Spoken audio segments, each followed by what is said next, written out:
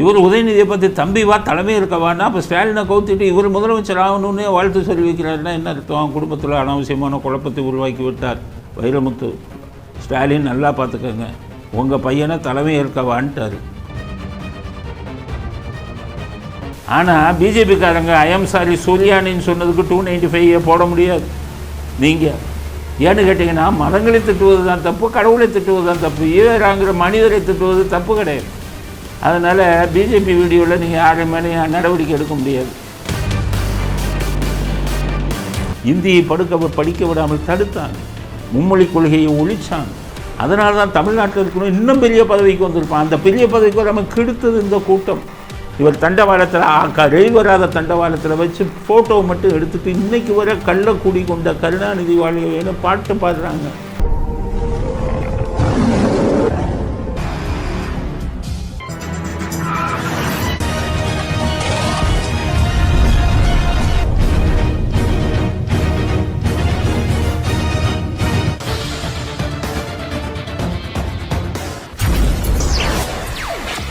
வணக்கம். இன்றைய அரசியல் ஆடுகளம் என்ன சிறப்பு செய்திகள் அப்படிங்கிறத பார்க்கலாம். இன்றைக்கி உதயநிதி பிறந்த நாளும், எல்லாருமே பிறந்த நாள் இன்றைக்கி அன்னதானம் பண்ணுவாங்க, ஏழை எளியவர்களுக்கு சாப்பாடு போடுவாங்க. ஆனால் அன்னதானத்தை சுயநல அன்னதானத்தை நம்ம இதுவரை பார்த்துருக்கோமா? சுயநலமாக அன்னதானம் போடுறது தர்மத்துக்காக போடுவாங்க. ஆனால் அரசியல்வாதி என்ன பண்ணுறாங்க? அன்னதானத்திலேயே சுயநலம். என்ன சுயநலம்னா வெறும் தூய்மை பணியாளர்களுக்கு மட்டும் அன்னதானம். சென்னையில் ஏன் அது என்ன தூய்மை பணியாளர்களுக்குன்னா, அவங்க இப்போ மழை வரப்போகுது, 4000 கோடி மங்காம் போட்டாங்க. தூய்மை பணியாளர்கள் போய் தான் இந்த ட்ரைனேஜ் எல்லாம் க்ளீன் பண்ணணும், பம்பு செட்டில் தண்ணியெல்லாம் போடணும், இல்லைன்னா 4000 கோடி வெளிச்சத்துக்கு வந்துடும். அப்போ யாரை கையில் போடணுமோ அவங்கள காலில் விழுந்துறது தான் நம்ம தரு. அதனால் தூய்மை பணியாளர்கள் காலில் விழுந்து ஆர்எஸ் பாரதிகிட்ட சொல்லி பிரியாணி போடுங்கன்ட்டான். இன்றைக்கி உதயநிதி பிறந்த நாளைக்கு சென்னையில் வெறும் தூய்மை பணியாளர்களுக்கு பிரியாணி. இந்த வீடியோவை பாருங்க. கொட்டுகிற மழையாக இருந்தாலும் கொளுத்துகிற வெயிலாக இருந்தாலும் நிகழ்ச்சிகளை நடத்துகிற ஆற்றலும் திறமையும் திமுக செயல்பவர்களுக்குத்தான் உண்டு, குறிப்பாக தனி அரசுக்கு உண்டு என்பதை இங்கே சுதர்சனம் குறிப்பிட்டதை போல. தூய்மை பணியாளர் மேலே எவ்வளோ அக்கறை பாருங்க. கொஞ்ச நாளைக்கு முன்னாடி தூய்மை பணியாளர்கள் எங்களுக்கு தீபாவளி போனஸ் கொடுக்கலன்னு போராட்டம் பண்ணாங்க. அப்போ கண்டுக்கவே இல்லை.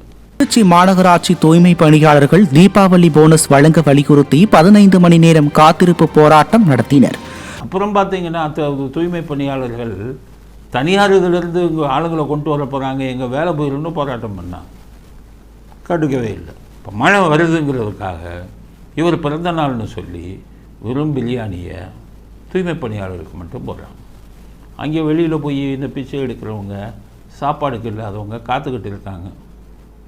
நோ என்ட்ரி, வெறும் தூய்மை பணியாளர்களுக்கு தான். இது காரியத்துக்காக போடுறதுன்னு சொல்லி எல்லாத்தையும் திருப்பி அனுப்பிட்டாங்க. இப்படி ஒரு கூத்து. பிறந்த நாளும் அதுவுமா. அதுக்கடுத்தது ஆய்வு பண்ணியிருக்காரு பிறந்த நாள் அதுமா. நேற்று நைட்டே எங்கன்னா சென்னையில் போய் அரும்பாக்கம் இதிலெல்லாம் எங்கே தண்ணீர் தேங்குதோ அங்கே போய் இரவில் போய் ஆய்வு பண்ணுறாரு. அது ஏன் பகலில் பண்ணியிருக்கலாம்னு பார்த்தீங்கன்னா, உதயநிதி தூங்குகிற டைம் உங்கள் யாருக்குமே தெரியாது. இப்போ நம்மளாம் தூங்குகிற டைம் பார்த்தீங்கன்னா 10க்கு தூங்கிட்டு 6 மணிக்கு எழுந்திருக்கும். ஆனால் உதயநிதி நைட்டு 2 மணிக்கு தூங்கிட்டு மறுநாள் 10 மணிக்கு தான் எழுந்திருப்பார். அப்படியே பழகிட்டான். சினிமாக்காரங்கள்லாம் அப்படி தான், உதயநிதியும் அப்படி தான். அதனால தான் 11 மணி 12 மணிக்கு போய் ஆய்வு பண்ணுறாரு. எல்லாம் தூக்கத்தை கெடுத்து ஆய்வு பண்ணுறாருன்னு நினைக்காதீங்க. அவங்க தூங்குகிற டைமே அதுதான்.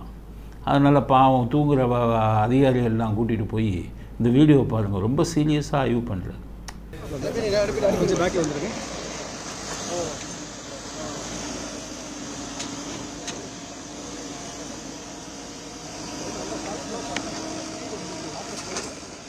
என்ன எதுக்கு ஆய்வு? பம்பு செட்டு வச்சு தண்ணியை எடுக்கிறதுக்கு. இது தானே, வேறு என்ன பண்ண போகிறாங்க?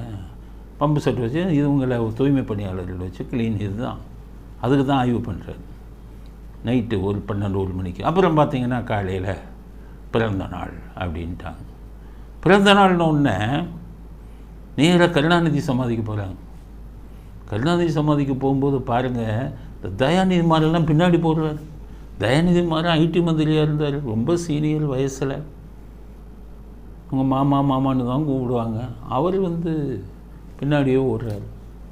பெரிய விஐபி மாதிரி கருணாநிதி சமாதியில் போய் மாலை போடணும்.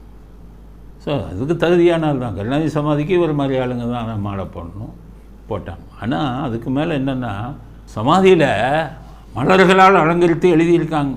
என்னென்னா, நேருவுக்கு குழந்தைகள் தினம், இவருக்கு ராதாகிருஷ்ணனுக்கு ஆசிரியர் தினம். அது மாதிரி இன்றைக்கி உதயநிதிக்கு என்னமா மனிதநேய உதய நாள், மனிதநேய உதய நாள். உதயநிதி பிறந்தது மனிதநேய நாள்னு போடுறாங்க. இந்த இதை பாருங்கள், ஃபோட்டோ எவ்வளோ பெருசாக எழுதி போட்டுருக்கான். மலர்களால் அலங்கரித்து கருணாநிதி சமாதியில் மனிதநேய உதய நாள். சரி, மனிதநேயம் இவருக்கு இருக்கா அப்படிங்கிறத நீங்கள் யோசிச்சு பாருங்கள். நான் சொல்கிறதுக்காக இல்லை, நான் சொல்கிறது எல்லாத்தையுமே எடுத்துக்கணும்னு அவசியம் இல்லை. நான் ஒன்லி விமர்சனம் செய்பவன். ஒரு விஷயம் இருந்தால், ஒரு செய்தி இருந்தால் அதை விமர்சிப்பேன். என்னுடைய விமர்சனம் சரியாக தப்பாங்கிறதோ உங்கள் மனசாட்சி இருக்கும். உங்களுக்கு பல விஷயம் தெரியும், எல்லாம் படித்தவங்க. நான் சொல்கிறது சரியாக தப்பான்னு மட்டும் பாருங்கள். சில பேர் சில கரெக்டான விமர்சனங்களை கூட தப்பாக கேட்குறாங்க என்கிட்ட, புரிஞ்சுக்காமல். அதனால் நீங்கள் புரிஞ்சுக்கிட்டு கேளுங்க. என்னென்னா, மனித நேயத்துக்கும் இவருக்கு என்ன சம்பந்தம்? மனித நேயம் இருந்தால் ரெஜெயண்ட்டுங்கிற கம்பெனியை திரையுலகில் ஆரம்பித்து விநியோகஸ்தர்கள் வாழ்க்கையெல்லாம் கெடுப்பார். எத்தனை விநியோகஸ்தர்கள் பொழப்பு இல்லாமல் இவரால் போனாங்க. தொழிலையே விட்டுட்டு எல்லா தேட்டரையும் புக் பண்ணி வச்சுருக்காங்க. ஒரு விநியோகஸ்தர் கூட படம் எடுத்து இது பண்ண முடியல. மனிதநேயம் உள்ளவர் செய்கிற விஷயமா அது? அதுக்கடுத்த விஷயம், ஒரு தேட்டரை கூட யாருக்கும் கொடுக்காம அவங்களே மானோபோலி மாதிரி உள்ளே வச்சுக்கிட்டு, பாவம் அவ்வளோ பேரும் படத்தை வச்சுக்கிட்டு தேட்டர் கிடைக்கும். உதயநிதி தயவு இருந்தால்தான் சினிமாவில் ரிலீஸ் பண்ண முடியும். நிறைய பேர் தயாரிப்பு தொழிலை விட்டு போயிட்டாங்க. என்னென்னு கேட்டால், படம் எடுத்துருவோம் சார், ரிலீஸ் பண்ண முடியாது. உதயநிதி எல்லா தேட்டரையும் புக் பண்ணி பிளாக் பண்ணி வச்சுக்கிட்டாங்க. அவங்ககிட்ட கோடி கணக்கில் பணம் இருக்குது. எல்லா தேட்டருக்கும் பணத்தை கொடுத்து அவங்க எதுவும் இல்லாமல் எங்களால் விட முடியாது, எங்கள் பொழப்பை எடுத்துட்டாருன்னு பண்ணாங்க. மனிதநேயம் உள்ளவங்க செய்கிற விஷயமா அது. இப்போ மனிதநேயம் இருந்தால், ஸ்ரீரெட்டிங்கிற சினிமா நடிகை சொன்னாங்க, ஏன்னா சினிமாவில் நடிக்கிறேன்னு சொல்லி ஏமாற்றி என்னுடன் உறவு வச்சுட்டாங்க அப்படின்னு சொல்லணும். அதை நான் வெளியில் சொல்லிட்டேன்னு சொல்லி என்னை ஆள் வச்சு மிரட்டினாங்க அப்படின்னு பேட்டி கொடுத்தாங்க. மனிதநேயம் இருக்கிறவங்க செய்கிற விஷயமா அது? ஆண்ட்ரியாங்கிற ஒரு நடிகை புஸ்தகமே எழுதியிருக்காங்க, என்னை சிகரெட்டால் உடம்புல சுட்டாங்க, ஒரு பெரிய அரசியல்வாதியுடைய மகன் அப்படின்னு. மனிதநேயம் இருக்கிறவங்க சிகரெட்டை பெண்களை வச்சு சொல்ல முடியுமா? இப்போ மனிதநேய உதய நாள்னு சொல்கிறதுக்கு இவருக்கு பொருத்தமான விஷயமா? அடுத்து இன்னொரு பட்டம் வேறு கொடுத்துருக்காங்க அவருக்கு இன்றைக்கி பிறந்த நாளில். அதாவது உதயநிதி பிறந்த நாள் எளியோர் எழுச்சி நாள் அப்படின்னு அப்படி ஒரு பட்டம் கொடுத்துருக்காங்க. ஒன்று மனிதநேய உதய நாள், இன்னொன்று எளியோர் எழுச்சி நாள். எளியோர்கள், வலியவர்கள், அதாவது ஒன்றுமே இல்லாதவங்க, கஷ்டப்படுறவங்க, அதோட எழுச்சி நாளாம். ரொம்ப எளிமையாக இருக்கிறவங்கள தான் எளியோர் அப்படின்னு நம்ம சொல்லணும். இப்போ காந்தியை நம்ம எளியவர்னு சொல்லலாம்.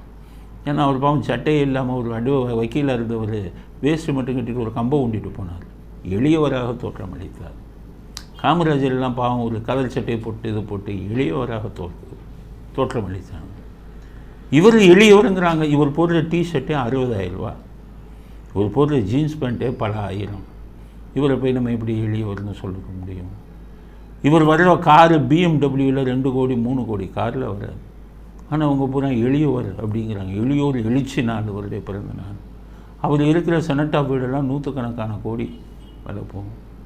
ஆனால் அவர் எளியவருங்கிறாங்க. கொள்ளையடிக்கிறதுல கூட அவர் எளியோர் மாதிரி அடிக்கலை. 30,000 கோடி கொள்ளையடித்தா இப்படி எளியவர்னு உங்களை சொன்னீங்கன்னா, 30,000 கோடி கொள்ளையடிச்சிங்கன்னு பிடிஆர் சொல்கிறாரு, உங்கள் மந்திரியே, உங்கள் கட்சி மந்திரியே. ஆனால் உங்களை எளியவர் அப்படின்னு நீங்கள் பிறந்த நாள் கொண்டாடினீங்கன்னா அதை எப்படி ஏற்றுக்கொள்ள முடியும்? அப்படிங்கிறது நீங்களே முடிவு பண்ணிங்க, தமிழ்நாட்டு மக்களே முடிவு பண்ணிக்கோங்க. இவர் கொடுக்குற பட்டத்துக்கெல்லாம் இவர் தகுதியானவரா அப்படின்னு. அதுக்கடுத்தது புலியை பார்த்து பூனை சூடு போட்டுக்கிட்ட மாதிரி விஜய் இதில் இருந்தார். விஜய் அவர் கட்சி ஆரம்பித்தோடனே வீடியோ வெளியிட்டார். அதே மாதிரி அன்பில் மகேஸ்வருக்கு ஒரு வீடியோ வெளியிட்டிருக்கார். என்னன்னு கேட்டிங்கன்னா, உலகம் போற்றும் அப்படின்னு. இந்த வீடியோ பாருங்கள். மன்னரே எங்கள் அண்ணனே, மன்னரே மா மன்னரே.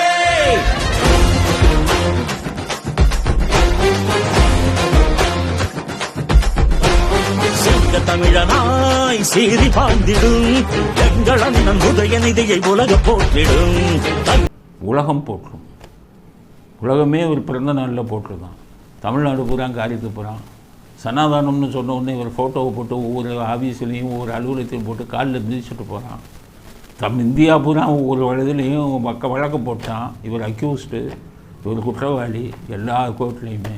இவரே உலகம் போட்டுறதுன்னு அவர் நம்ம அன்பில் மகேஷ் இந்த வீடியோ போட்டு அந்த உதவி வந்து யானையில் வந்த மாதிரி அவர் கட்சி ஆரம்பிக்கும் போது வந்ததுனால இவரை குதிரையில் வர்ற மாதிரி காமிக்கிறாங்க. நல்ல வேலை குதிரைன்னு ஒத்துக்கிட்டாங்க, யானை இல்லைன்னு. அப்படி ஒரு வீடியோ போட்டு இந்த பிறந்த நாளில் எல்லாருக்கும் அதை அதுக்கடுத்தது வாழ்த்தில் சிறப்பான வாழ்த்து சொன்னவர் யாருன்னா நம்ம வைரமுத்து. Me two Vairamuthu. இந்த வைரமுத்து வந்து எப்போவுமே கிண்டலாக வாழ்த்து சொல்லுவார். அவர் என்ன சொல்கிறாரு, தம்பி வா தலைமையேற்க வான்னு குடும்பத்தில் குழப்பத்தை உருவாக்குறது. ஸ்டாலின் முதலமைச்சராக இருக்கார், இவர் உதயநிதியை பார்த்து தம்பி வா தலைமையேற்க வான்னா, அப்போ ஸ்டாலினை கவுத்திட்டு இவர் முதலமைச்சர் ஆகணுன்னே வாழ்த்து சொல்லி வைக்கிறாருன்னா என்ன அர்த்தம்? குடும்பத்தில் அனாவசியமான குழப்பத்தை உருவாக்கி விட்டார் வைரமுத்து. ஸ்டாலின் நல்லா பார்த்துக்கோங்க, உங்கள் பையனை தலைமையேற்க வான்ட்டார். அப்போ நீங்களும் உங்களை முதல்வர் பதவியிலேருந்து தூக்கிட்டு திமுக தலைவர் பதவியிலேருந்து தூக்குறதுக்கு இவங்கெல்லாம் தூண்டி விடுறாங்க உதயநிதியை. உதயநிதி செய்வாரா? செஞ்சாலும் செய்வார். நீங்கள் தான் அங்கே தலையை பிரித்து முத்தம் கொடுக்குறீங்க. அவுரங்கசீப் கதையா ஷாஜகானை தூக்கி உள்ளே போட்ட மாதிரி, அவுரங்கசீப் மாதிரி இவர் உங்களை உள்ளே போட்டு இல்லை உங்களை கவுத்திட்டு முதலமைச்சராக வந்துடுவாரோ, அதுக்கு வந்து வைரமுத்து விதை போடுகிறாரோ அப்படிங்கிற சந்தேகம் எங்களுக்கு வருது. ஸ்டாலின் ஜாக்கிரதையாக இருக்கணும். தம்பிவா தலைமை இருக்கவான்னா அதுதான் அர்த்தம். நீங்கள் தானே இப்போ தலைமையேற்று இருக்கீங்க.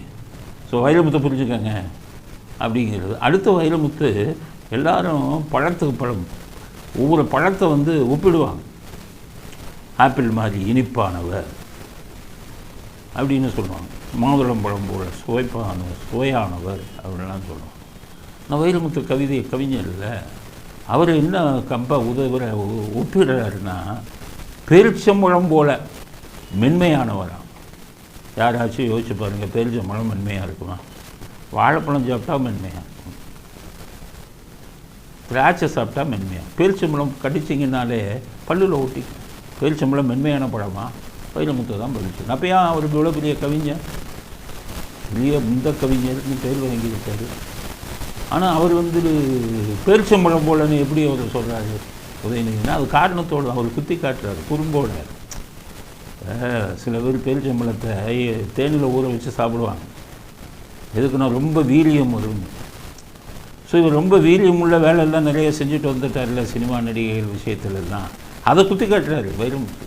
பேரிச்சம்பழம் போல இனிமையானவர், இது மென்மையானவர்னு சொல்கிறது காரணம் பேரிச்சம்பழத்தை சாப்பிட்டவர் நிறைய நீ வேலை பண்ணிட்ட, சினிமா நடிகைகளை வந்து நிறைய விஷயம் பண்ணிட்டேங்கிறத அவர் சொல்லாமல் குத்தி காட்டுறாரு அப்படின்னு தான் நம்ம அர்த்தம் எடுத்துக்கணும். அடுத்தது சினிமா நடிகர்லேயே விஷால் வாழ்த்து சொல்லியிருக்கார். ரஜினிகாந்தெல்லாம் சொல்லலை, ஏன்னா அவருக்கு ஒரு கதை பூரா தெரியும். அவரே நொந்து போயிருக்கார். சன் பிக்சர்ஸ் இல்லைன்னா அவர் படமும் ரிலீஸ் பண்ண முடியாது. அதுக்கு தான் கமலஹாசன் சாஷ்டாங்கமாக போய் காலில் விழுந்துட்டார். வாழ்த்தும் சொல்லியிருக்காரு இன்றைக்கி கமலஹாசன், தம்பியே அப்படி இப்படின்னு எல்லாம். ஆனால் 100 கோடி வாங்கியிருக்காருல்ல, அதனால் ரொம்ப பாராட்டி விக்ரம் படத்தை ரிலீஸ் பண்ண விட்டார்ல.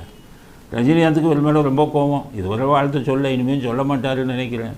ஏன்னா இது இல்லைன்னா ஒரு படம் எதுவும் ரிலீஸ் ஆகிருக்காது. அவங்கெல்லாம் குதிச்சு போயிருக்காங்க, சினிமா துறை இப்படி பண்ணிட்டாங்கன்னு. அதனால் அவர் வாழ்த்து சொல்ல. ஆனால் விஷால் மட்டும் சொல்லியிருக்காரு. ஏன் விஷால் மட்டும் சொன்னாங்கன்னா, இவங்க 2 பேரும் கூட்டாளி. ஏன்னா ஸ்ரீரெட்டிங்கிற நடிகை அது என்ன சொல்லிச்சு, க்ரீன் பார்க்குங்கிற ஹோட்டலில் ஸ்ரீரெட்டிங்கிற நடிகையை தங்க வச்சுட்டு விஷால் நான் உதயநிதியை கூட்டிகிட்டு வரேன்னு உதயநிதியை கூட்டிகிட்டு வந்ததா அந்த அம்மா பேட்டி கொடுத்தது. 2 பேரும் சினிமா சான்ஸ் வாங்கி தருவேன்னா அந்த அம்மா இது பண்ணிட்டதா அந்த அம்மா சொன்னது. அப்போ இருந்தே விஷாலும் இவரும் அந்த விஷயத்தில் கூட்டணி. அதனால் அந்த பாசத்தில், ஸ்ரீரெட்டி பாசத்தில் விஷால் வந்தவருக்கு வந்து வாழ்த்து சொல்லியிருக்காரு. அது இத்தனை பேர் வாழ்த்து சொல்லிட்டாங்க. அதனால் உதயநிதியோட பிறந்த நாள் கோலாகலமாக கோமாளித்தனமாக இவ்வளோ விஷயங்கள் நடந்து கொண்டாடப்பட்டிருக்கு அப்படிங்கிறது தான் முதல் விஷயம், நாம் பதிவு செய்ய விரும்பும் முதல் விஷயம். அடுத்தது ஸ்டாலின் நியூஸ் வரும். உதயநிதி இந்த மாதிரி கேவலமாகி போச்சு, பிறந்த நாளில் இந்த மாதிரி கூத்தடிச்சிட்டாங்க. அடுத்தது ஸ்டாலினுக்கு வருவோம். ஸ்டாலின் வந்து சீருடை பணியாளர்கள் நியமனம் அதுக்கு ஒரு விழா வச்சுருக்காங்க போலீஸில். அதுக்கு இவரை கூட்டிகிட்டு போயிருக்காங்க. கூட்டிகிட்டு போனால் அவர் என்ன சொல்கிறாரு, ஸ்காட்லாண்டுக்கு இணையாக நமது காவல்துறை திகழ்கிறதுங்கிறார். என்றைக்கு இவர் வந்தாரோ முதலமைச்சர் அன்றைக்கே பேர் கொண்டு போச்சு காவல்துறை. அதுக்கு முன்னாடி ஸ்காட்லாண்டு யார்டுக்கு இணையாக போட்டு இதுதான் இருந்தது. இவர் வந்த உடனே இவர் பிடிக்காதால பூரா எஃப்ஐஆர் போடுன்னு போலீஸ்காரன் இவர் என்ன சொல்கிறானோ தலையாட்டிட்டு எஃப்ஐஆர் போட்டு இவருக்கு பிடிக்காதவன் இவரை திட்டினவன். இவர் கட்சிக்காரன் அசிங்கம் எதுவும் பண்ணானா, பொம்பளை போலீஸை கையை பிடிச்சி இழுத்தானா, நோ எஃப்ஐஆர். என்ஜினியரை கன்னத்தில் அறிஞ்சானா திமுக எம்பி, நோ எஃப்ஐஆர். இந்த மாதிரி கூத்து பண்ணி போலீஸை அடிமையாக்கிட்டார். போலீஸுக்கு மிக மிக கெட்ட பேர் வந்துச்சு. எல்லாம் திட்ட ஆரம்பிச்சிட்டான். நீதிமன்றத்தில் என்னையா போலீஸ் இப்படி இருக்கீங்கன்னு கேட்டாங்க. சுப்ரீம் கோர்ட்டு வந்து செந்தில் பாலாஜியை விசாரியான்னா இவரை கூப்பிட்டு 2000 பேர் மேலே குற்றப்பத்திரிக்கை தாக்கல் செய்யணும், லஞ்சம் கொடுத்து ஏமாந்தவன் மேலேயும் ஸ்டாலின் சொன்னார்னு தாக்கல் செஞ்சுட்டான். போலீஸை நாரி போச்சு. எப்படி இது வரும்? ஸ்காட்லாண்டுக்கு இடையாக வருதுன்னு நீங்கள் சொன்னீங்கன்னா எப்படி ஏற்றுக்கொள்ள முடியும்? என்றைக்கு நீங்கள் வந்தீங்களோ அன்றைக்கே போலீஸ் டிபார்ட்மெண்ட்டு நாசமாக போச்சு. அதனால் நீங்கள் போலீஸ் டிபார்ட்மெண்ட்டை பார்த்து, காவல்துறையை பார்த்து, ஸ்காட்லாண்டு யார்டுக்கு இணையான போலீஸ் நமது காவல்துறைன்னு சொல்கிறது வந்து கொஞ்சம் கூட பொருத்தமான விஷயம் இல்லை அப்படிங்கிறத ஸ்டாலின் புரிஞ்சுக்காங்க. அடுத்து பெண்களுக்கு எதிரான குற்றங்களை தடுக்கணும் காவல்துறைன்னு கேட்டுக்கிறார். அவர் தங்கச்சி கனிமொழின்னு சொல்கிறாங்க, தமிழ்நாட்டில் பெண்களுக்கு எதிரான குற்றம் அதிகமாகிடுச்சுங்கிறாங்க. இவர் போய் தடுக்கணுங்கிறாரு. எங்கே தடுக்கிறது? பெண்களுக்கு எதிராக பண்ணுறவும் பூரா கட்சிக்காரன் தானே கையை பிடிச்சிருக்கிறான். அவர் பெண்களுக்கு எதிரான குற்றத்தை காவல்துறை எங்கே போய் பண்ணுறது? ஆக நீங்களே, நான் என்ன சொல்கிறேன், பெண்களுக்கு எதிரான குற்றம் குறையணும்னா காவல்துறை கையில் இல்லை, உங்கள் கட்சிக்காரன் கையில் இருக்குது. கட்சிக்காரனை வாழ சொல்லிட்டு இருக்க சொன்னீங்கன்னா பெண்களுக்கு எந்த ஆபத்தும் கிடையாது. அதனால் உங்கள் கட்சியை சரி பண்ணுங்கள், அதுக்கப்புறம் நீங்கள் காவல்துறைக்கு அறிவுரை கூறலாம் அப்படிங்கிறது ஸ்டாலின் சொன்ன கருத்துக்கு அடுத்த பதில் இதுதான். காவலர்கள் போற்றக்கூடிய அரசு திராவிட அரசான் காரி துப்புறான். சவுக்கு சங்கரை கைது பண்ணும்போது கூட இருந்த போலீஸ்காரெல்லாம் அந்த ஆளுங்களை போட்டு உயிரை வாங்குறாருங்க. ராத்திரியும் பகலும் உங்களை கூட்டிகிட்டு எங்கெங்கெங்க நாங்கள் சுற்றுறது. பெண் போலீஸை திட்டுறாங்க உங்களை. ஸ்டாலினை இப்படி கூத்தடிக்கிறாரு, இப்படி எங்களை போய் ஊராக சுற்ற வைக்கிறாரு. இங்கே இருந்துக்கிட்டு திருநெல்வேலி கூட்டிகிட்டு போகிறது, சென்னையிலேருந்து இங்கேருந்து கோயம்புத்தூர் கூட்டிகிட்டு போகிறது நைட்டு 2 மணிக்கு. ஜெயக்குமார் முன்னாள் மந்திரியை கைது பண்ணிவிட்டு வான்னு சொல்லி நைட்டு பூரா சுற்றுன்னு சுற்றி எங்கேயா போகிறீங்கன்னு கேட்டால் 2 மணிக்கு கொண்டு போய் பூந்தமல்லி ஜெயிலில் வைக்கிறது. அப்போ போலீஸ்காரன் திட்டாமல் என்ன செய்வான்? உங்களை பாராட்டுறாங்கன்னு எப்படி நீங்களே கற்பனை உலகத்தில் இருக்கீங்களா? நீங்கள் வந்து பழைய பென்ஷன் இல்லைன்ட்டீங்கல்ல, இப்போ வர போலீஸ்காரனுக்கு பழைய பென்ஷன் இல்லை, எல்லாம் காரி துப்புறான். இப்படி வாக்குறுதியை கொடுத்து நாங்கள் ஓட்டை போட்டு இப்படி ஏமாந்துட்டோமே. ஆனால் நீங்களாக சொல்லிக்கிறீங்க, எல்லாம் இது பண்ணுறாங்க. அடுத்து கீழ்மட்ட காவலர்களை காவல்துறை அதிகாரிகள் ஃப்ரெண்ட்லியாக நடத்தணுமா, ரொம்ப ஃப்ரெண்ட்லியாக. அவருக்கு என்ன தெரியும் காவல்துறையை பற்றி அறிவிச்சபடியே தெரியலன்னு இருக்கும். இதில் எப்படி காவல்துறையில் தெரியுமா, கீழ்மட்ட அதிகாரிகள் கீழ்மட்டத்தில் இருக்கிற போலீஸ்காரன் மாதிரி பாவம் செஞ்சவன் எவனுமே இல்லை. எதுக்கெடுத்தாலும் சல்யூட் ஒழுங்காக பண்ணலையா சார்ஜ், இந்த 3A வச்சுக்காமாங்க. இது இன்ஸ்பெக்டர் சல்யூட்டு அடித்தேன் சார், ஒழுங்காக அடிக்கலையா, நீ கையை எப்படி வச்சுட்டு அடிச்சா, எப்படி வை அப்படிமா. போலீஸ்காரன் காலில் செருப்பு ஐஜி ரூமு டிஐஜி ரூமு உள்ளே போகும்போது காலில் செருப்போடு போனால் காலி. ஐயான்னு தான் சொல்லணும். ஃபோனில் பேசும்போது ஐயா மூச்சுக்கு மூச்சு ஐயான்னு சொல்லணும். ஒரு தடவை ஐயான்னு சொல்லணும்னா சார்ஜ் 3A 3B. ஷூவுக்கு பாலிஸ்கார் ஸ்டாலின் இதெல்லாம் தெரிஞ்சுக்கோங்க. உங்களுக்கு ஒரு இதுவும் தெரியாது போலீஸை பற்றி. எங்கே ஃப்ரெண்ட்லியாக நடக்குது கிடைக்கல. ஷூவுக்கு ஒழுங்காக பாலிஷ் போடலையா சார்ஜ், பெல்ட் ஒழுங்காக மாட்டலையா சார்ஜ், சாக்ஸு சரியில்லையா சார்ஜ், யூனிஃபார்மை சரியாக அயன் பண்ணலையா சார்ஜ். இப்படி அடிமைகள் போல போயிருக்கான் காவல்துறையில் கீழ்மட்டத்தில் இருக்கிற போலீஸ்காரங்கள்லாம். உங்களுக்கு போலீஸ் டிபார்ட்மெண்ட் என்ன தெரியும், சும்மா இந்த ஃப்ரெண்ட்லியாக இருக்கணும்னா எங்கே ஃப்ரெண்ட்லி? காவல்துறையை கீழ்மட்ட காவலர்களை மனிதர்களாக மதிப்பதற்கு உங்களுக்கு அறிவுரை சொல்லுங்கள். அதிகாரிகளுக்கு ஐபிஎஸ் அதிகாரிகள்லாம் வீட்டில் ஆர்டர்லியாக 10-15 போலீஸ்காரங்களை வச்சுருக்காங்க ஒவ்வொரு வீட்லேயும். அவன் என்னென்ன வேலை பண்ணுறான்னு தெரியுமா? பிஎஸ்டி படிச்சுட்டு போகிறான் ஒரு போலீஸ்காரன், கீழ்மட்ட முதல் இதில் போய் சேர்ந்துட்டான், 2ஆம் நிலை காவலராக. எவ்வளவு கனவுகளோடு வந்திருப்பான். அவனை வீட்டில் போட்டாங்க. ஐபிஎஸ் அதிகாரி உள்ளே வந்த உடனே அப்படி சாப்ப இதில் உட்காருவார். உடனே காலில் உட்காந்து அவர் சாக்ஸை கழட்டி விட்டு காலை பிடிச்சி விடணும். இதை தான் போலீஸ்காரன் செய்கிறான். எங்கே ஃப்ரெண்ட்லியாக வச்சுக்கிறது. காவல்துறைக்கு ஒரு முதல் மந்திரியாக இருந்துட்டு அடிப்படை விஷயம் தெரியல. வீட்டில் சமைக்கணும், ஐபிஎஸ் ஆஃபீஸர் வீட்டில் காய்கறி வாங்கிட்டு வரணும், காலையில் கொண்டு போய் பால் வாங்கிட்டு வரணும் 5 மணிக்கு எந்திரிச்சு. இதில் போய் அது மட்டும் இல்லை, பசங்களை அவங்க வீட்டு பசங்களை ஸ்கூலுக்கு கொண்டு போய் விட்டுட்டு வரணும். இதெல்லாம் செய்கிறவன் யார்? காவல்துறையில் அடிமட்டத்தில் இருக்கிற போலீஸ்காரன். அதனால தான் எம்பிஏல நான் எழுதின கட்டுரை எல்லாத்தையும் ஷாக் அடிக்க வச்சது. காவல்துறையில் கீழ்மட்டத்தில் இருக்கும் காவலர்கள் மிருகங்கள் போல் நடத்தப்படுகிறார்கள், அடிமைகள் போல் நடத்தப்படுகிறார்கள். என்ன பேச்சு, என்ன இது? இதை முதல்ல இது பண்ணுங்கன்னு தான் நான் அப்போ எழுதினேன் எம்பிஏல கட்டுரை.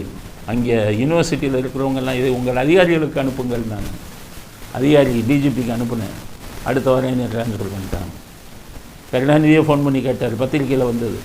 ஏன்னா நான் எழுதின கட்டுரையை தினமலரில் போட்டாங்க. மறுநாள் எனக்கு ட்ரான்ஸ்ஃபர். கருணாநிதியை ஃபோன் பண்ணிட்டார். ஃபோன் பண்ணி அவர் கட்டுரையை பார்த்தேன்னே நல்லா இருந்தது, ஏன் அவரை மாற்றுனீங்கன்னு கேட்டார். ஆனால் அதோடு விட்டார். இவங்க ஏதோ காரணம் சொல்லி விட்டாங்க. அன்னைக்கு அவர்களுக்காக நானே கண்ணீர் வெடித்து இப்படியெல்லாம் ஒரு மனிதர்களாக கூட இது இல்லாமல் நடத்துகிறாங்கன்னு சொன்னேன். நீங்கள் முதலமைச்சராக இருந்துட்டு ஃப்ரெண்ட்லியாக நடத்தணும், ஆர்டர் போடுங்க. ஆர்டர்லி சிஸ்டத்தை ஒருத்தர் எம்ஜிஆர் போடல, எம்ஜிஆர் போட்டார். ஆர்டர்லி சிஸ்டத்தை எடு. போலீஸ்காரனை வீட்டில் வேலைக்காரனாக வைக்காத, அவனை காவல்துறைக்கு யூஸ் பண்ணணுன்னு போட்டார். இன்றைக்கி வரை யாரும் செய்யலை. உங்களுக்கு அதுவே தெரியும். ஃப்ரெண்ட்லியாக நடத்தணும்னு கேட்டிங்கன்னா காவல்துறையே உங்களுக்கு புரியலை அப்படின்னு தான் அர்த்தம். அப்படிங்கிற கரெக்டாக ஸ்டாலினுக்கு பதிலாக சொல்கிறேன். இத்தனை வருஷம் ஆச்சு, 3 வருஷம் ஆச்சு.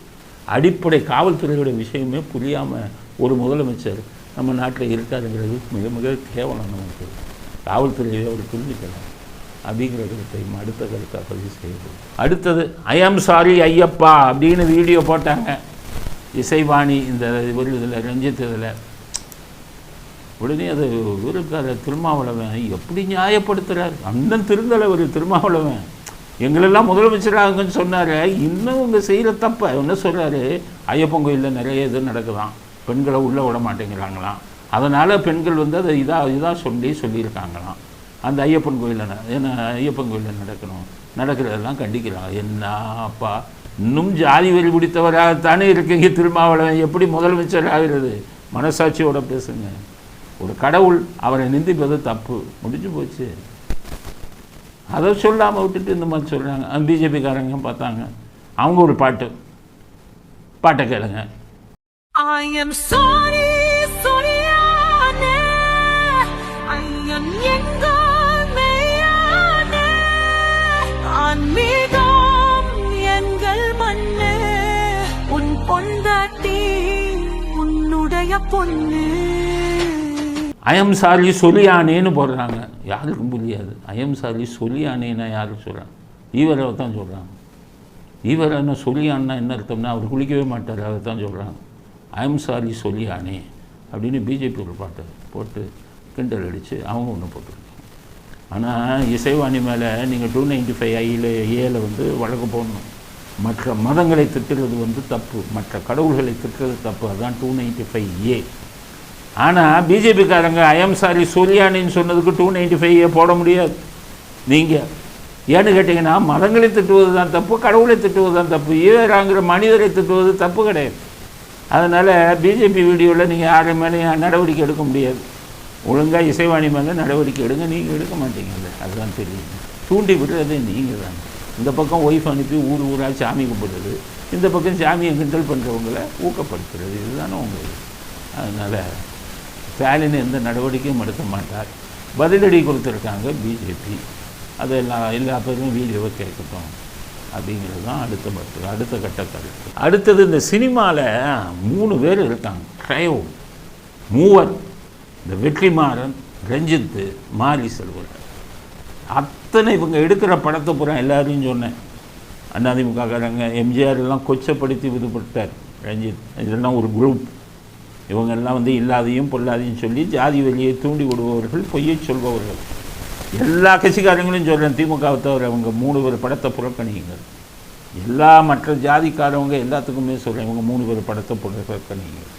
இப்போ நான் ஏன் அப்படி சொல்கிறேன்னா, நீங்களே பாருங்கள், இப்போ விடுதலை 2ன்னு சொல்லி படத்தை வெளியிடுகிறார் வெற்றிமாறன். அதுக்கு ட்ரைலர் வந்திருக்கு.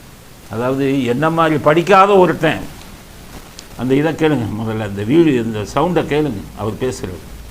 பார், என்ன மாதிரி படிக்காத ஒருத்தன் தண்டவாளத்தில் தலை வச்சு படுத்தனால தான் உன்ன மாதிரி ஒருத்தன் படிச்சுட்டு வந்து இங்கே உட்காந்துருக்க. கேட்டிங்களே, என்ன மாதிரி படிக்காத ஒருத்தன் தண்டவாளத்தில் தலையை வச்சு படுத்ததுனால தான் உன்ன மாதிரி படித்தவன் இன்றைக்கி அரசு அதிகாரியாக இருக்கான். நல்லா பாருங்கள். ஏன்னா இந்த கூட்டம், இந்த திருட்டு கூட்டத்தை சேர்ந்தவங்கள்லாம் எப்படி ஊரை ஏமாத்துறாங்கங்கிறதுக்கு நான் சொல்கிறேன். ஃபஸ்ட்டு என்ன மாதிரி படிக்காத ஒருத்தன் தண்டவாளத்தில் தலையை வச்சு படுத்ததுனால. தண்டவாளத்தில் யார் தலையை வச்சு படுத்தது? கள்ளக்குடியில் கருணாநிதி தண்டவாளத்தில் தலையை வச்சு படுத்தார் இந்திய எதிர்ப்பு போராட்டத்துக்கு. அதை சொல்கிறார். அப்போ என்ன மாதிரி படிக்காத ஒருத்தன் சொன்னதில் ஒரு அதுக்கு சரி, ஏன்னா கருணாநிதி படிக்காதவருங்கிறத ஒத்துக்கிறார். என்ன மாதிரி படிக்காத ஒருத்தன் தலையில் தண்டவாளத்தில் தலையை வச்சு படுத்தானா இந்திய எதிர்ப்புக்கு பண்ணாங்க. அதனால தான் உன்ன மாதிரி படித்தவன் பெரிய பதவியில் இருக்கான்னா, இந்திய எதிர்ப்பு பண்ணதுனாலயா எல்லா பேரும் பெரிய பதவியில் இருக்கான்? இந்திய எதிர்ப்புக்கு போராட்டத்தை கருணாநிதி நடத்தினதுக்கும் ஒருத்தன் நல்ல பதவியில் இருக்கிறதுக்கு என்ன சம்பந்தம்? இவங்க தண்டவாளத்தை படுத்து நல்ல பதவிக்கு வர வேண்டிய பல பேரை கெடுத்தாங்க. இந்தியை படிக்க விடாமல் தடுத்தாங்க. மும்மொழி கொள்கையை ஒழிச்சாங்க. அதனால தான் தமிழ்நாட்டில் இருக்கணும் இன்னும் பெரிய பதவிக்கு வந்திருப்பான். அந்த பெரிய பதவிக்கு வராமல் கெடுத்தது இந்த கூட்டம். இவர் தண்டவாளத்தில் ரயில் வராத தண்டவாளத்தில் வச்சு ஃபோட்டோவை மட்டும் எடுத்துகிட்டு இன்றைக்கி வர கள்ளக்குடி கொண்ட கருணாநிதி வாழ்க்கைன்னு பாட்டு பாடுறாங்க. ட்ரெயின் வர்றதில் தலை வைக்க சொல்லுங்கள். என்ன பெரிய தியாக வீரர்களா? இலங்கை தமிழர்கள் இதிலெல்லாம் திலீபன்கிறவர் 1வது இருந்தே 24 நாளோ 30 நாளோ இருந்து உயிரை விட்டார். அவங்களுக்கு பேர் தான் தியாகி. ரயில் வராத தண்டவாளத்தில் 2-3 பேரை படுத்துட்டு ஃபோட்டோ எடுக்கடான்னு சொல்லி இன்றைக்கி வர மாறுதட்டிக்கிட்டு இருக்காங்க. இவங்க தமிழ் சமுதாயத்தை கெடுத்துட்டாங்க. மும்மொழியை படிக்க விடாமல் மற்ற மாநிலங்களில் எத்தனையோ வேலை வாய்ப்புகளை இழந்தார்கள் நமதுங்க. தண்டவாளத்தை தலை வச்சு படுத்தி இந்திய எதிர்ப்பு போராட்டத்தை நடத்தினதால் பல பேர் உயர் பதவிக்கு வராமல் போனாங்க. வெற்றிமாறன் அதெல்லாம் மறைச்சு. 2வது விஷயம், உயர் பதவிக்கு வர்றதுக்கும் இவங்களுக்கு என்ன சம்பந்தம்? ரொம்ப நாளாக ஏமாற்றிக்கிட்டு இருக்கீங்களே இந்த சத்யராஜ், இந்த வெற்றிமாறன், உங்களுக்கு தான் கேட்குறேன். உங்கள் 2 பேரும் விவாதத்துக்கு வாங்க. எப்படி எப்படி எப்படி எல்லாம் நல்ல பதவியில் இருக்கானா இந்த கூட்டத்தை? உங்கள் ஈவரா எந்த பதவியிலையா இருந்தார்? இடஒதுக்கீடு கொடுத்து இது பண்ணதுக்கு எந்த பதவியில் இருந்தார்? அம்பேத்கர் தான் இதில் எழுதினார் அரசியல் சட்டத்தில்.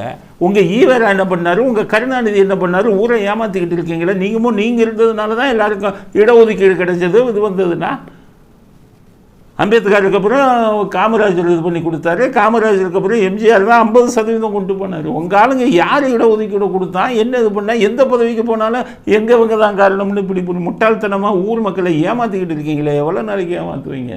அதனால தான் இவர்களெல்லாம் புறக்கணிங்கள், பொய்யையும் புரட்டையும் சொல்லி படம் எடுத்துக்கிட்டு இருக்காங்க. எல்லா மக்களும் இவர்களை புறக்கணிங்கள், இந்த 3 பேரையும் அப்படிங்கிற கருத்தை சொல்கிறேன். உண்மையை பேசுங்க.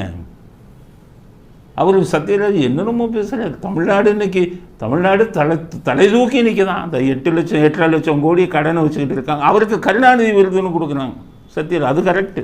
அது அந்த கருத்துக்கு அவர் தான் பொருத்தமானவர். இவரை விட ஒரு மோசமான ஆள் இருக்க முடியாது. அந்த விருதுக்கு நீங்கள் பொருத்தமானவங்க. ஆனால் இப்படி ஊர் மக்களை நாட்டை ஏமாற்றுவீங்களான்னு கேட்குறேன். என்னமோ இடஒதுக்கீடு இவங்க வந்து அவங்க கொடுத்தது மாதிரி. என்னைக்கு ஆட்சியில் இருந்தது, என்னைக்கு இது இருந்தீங்க? உங்கள் கருணாநிதி 6% கூட்டினார், எம்ஜிஆர் 50% ஆக்கினார். அவங்க பேசலை. காமராஜர் அவங்க காங்கிரஸ் பேசலை. அம்பேத்கர் சைடில் இருக்கிறவங்க கூட இனி அவங்க சொல்லியிருந்தால் ஏற்றுக்கலாம். அம்பேத்கர் சொல்லியிருந்தாருன்னா அம்பேத்கர் வந்துக்கிட்டு பட்டியலினத்து மக்கள்லாம் இன்றைக்கி தலை தூக்கி நடக்கிறதுக்கு அவர் கொடுத்த இடஒதுக்கீடுன்னு சொன்னால் ஏற்றுக்கலாம். இந்த கருணாநிதி ஈவராதையும் சொல்கிறீங்களே, எதை வச்சு சொல்கிறீங்க? இந்த திராவிட இந்த திமுகங்கிறவங்கெல்லாம் வாங்க என் கூட பேசுகிறது. இப்படி ஊரை ஏமாற்றாதீங்க அப்படிங்கிற கருத்தையும் பதிவு செய்ய விரும்புகிறேன். அடுத்து தனுஷ் நயன்தாரா மீது வழக்கு போட்டிருக்காரு. சினிமா நடிகைகளை பற்றி நம்ம பேசணும்னு அவசியம் இல்லை, சட்ட விஷயமாக இருந்ததுனால இதை எடுத்தோம். தனுஷ் வந்து நயன்தாரா மேலே போட்டார். அது இப்போ போட்ட வழக்கு என்னென்னா காப்பி ரைட்டுன்னு ஒன்று இருக்குது. இப்போ என்னுடைய இது எதையாச்சும் படத்தில் ஒரு இதோ வீடியோவில் ஏதோ ஒரு இதோ உங்கள் இதில் போட்டிங்கன்னா என்னுடைய அனுமதி கேட்கணும். என்னுடைய அனுமதி கேட்காம நீங்கள் போட்டிங்கன்னா காப்பிரைட் வயலேஷன்னு சட்டத்தில் வரும். அப்போ நான் வந்து என்கிட்ட நஷ்டஈடு கேட்கலாம். என்னுடைய இதை வந்து நீங்கள் காப்பிரைட்டுன்னே பேர். இப்போ யூடியூப்லேயே அது உண்டு. நாங்கள் இப்போ ஒரு வீடியோ போடும்போது ஒரு சின்ன மியூசிக்கை போட்டோம்னா காப்பிரைட் வந்துடும். எங்களுக்கு வர அட்வர்டைஸ்மெண்ட்டில் வர அத்தனை வருமானமும் அவங்களுக்கு போயிடும் நஷ்டஈடா. இதுதான் சட்டம். இப்போ நயன்தாரா என்ன பண்ணிட்டாங்க, அவங்க திருமண வீடியோ ரெடி பண்ணுறாங்க. அதில் வந்து தனுஷ் நடித்த படம் நானும் ரவுடி தான், அதில் வர்ற காட்சிகளை போடுறாங்க. அப்போ அப்படி நீங்கள் காட்சிகளை போடுறதுனா அவங்க அனுமதி வாங்கணும். நயன்தாரா அனுமதி வாங்க மாட்டாங்க. ஏன்னா அவர் உதயநிதி இருக்கிற இது தைரியம், அவர் நம்மளை காப்பாற்றிடுவார்.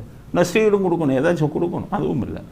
அதனால தான் வந்து தனுஷ் வந்து ஒரு மேலே சந்தேகம் இது பண்ணி கோவப்பட்டு இது பண்ணார். இவங்க உதயநிதியை வச்சு பயமுறுத்தி விட்டுருங்க அப்படின்னு சொல்ல வச்சாங்க. ஆனால் தனுஷ் இப்போ இல்லாமல் ஹைகோர்ட்டில் காப்பிரைட் ஆக்டில் வந்து வழக்கு போட்டார். ஸோ அந்த வழக்கு என்ன ஆகும்னா ஒரு நஷ்டஈடு கொடுக்கணும். பாருங்கள், அவங்க திருமண ஆல்பம் இதை வந்துக்கிட்டு வீடியோவை கோடிக்கணக்கான ரூபா ஓடிடியிலேருந்து வாங்குகிறாங்க நயன்தாரா. அப்போ தனுஷ் சம்பந்தமான இதை போட்டிங்கன்னா அவருக்கு ஏதாச்சும் பணம் கொடுக்கணும்ல. இவங்களே எல்லாத்தையும் வாங்கிட்டு போயிடுவாங்களா, இன்னொருத்தவங்க இது பண்ணுவாங்களா? கேட்டால் உதயநிதி போய் பயமுறுத்துவார், இல்லை கூப்பிட்டு பஞ்சாயத்து பேசுவார் அப்படின்னு பண்ணாங்க. கரெக்டாக தனுஷ் வந்து கேட்டு போட்டார். சட்டப்படி தனுஷ் கேஸ் போட்டது தான் சரி. ஆனால் தனுஷுக்கு சொல்கிறேன், பாருங்கள், நீங்கள் இதில் டிஎம்கே விங்கெல்லாம் வருவான் பாருங்கள், லீகல் விங்கு டிஎம்கே விங்கு பூரா வக்கீலாக வருவான் உங்களுக்கு எதிராக. அத்தனை பேரும் வருவான். வந்து அவங்க தான் நயன்தாராவுக்கு வந்து ஆஜராவாங்க. அதனால் நீங்கள் சட்ட போராட்டத்தை தனுஷ் அவர்கள் மிக இதுவாக நடத்தணும், பெரிய சட்ட போராட்டத்தை நீங்கள் நடத்தணும். காரணம், திரைமறைவிலிருந்து திமுகவின் வழக்கறிஞர்கள் உதயநிதியின் உந்துதலின் பேரில் இந்த வழக்கில் தலையிடுவார்கள். அதில் நீங்கள் ஜாக்கிரதையாக இருக்கணுங்கிற விஷயத்தையும் தனுஷ் அவர்களுக்கு தெரிவிக்க விரும்புகிறோம். இத்துடன் இன்றைய அரசியலாடுகளம் நிறைவு பெறுகிறது. மீண்டும் நாளை புதிய செய்திகளுடன் உங்களை சந்திக்கிறோம். நன்றி, வணக்கம், ஜெய் ஹிந்த்.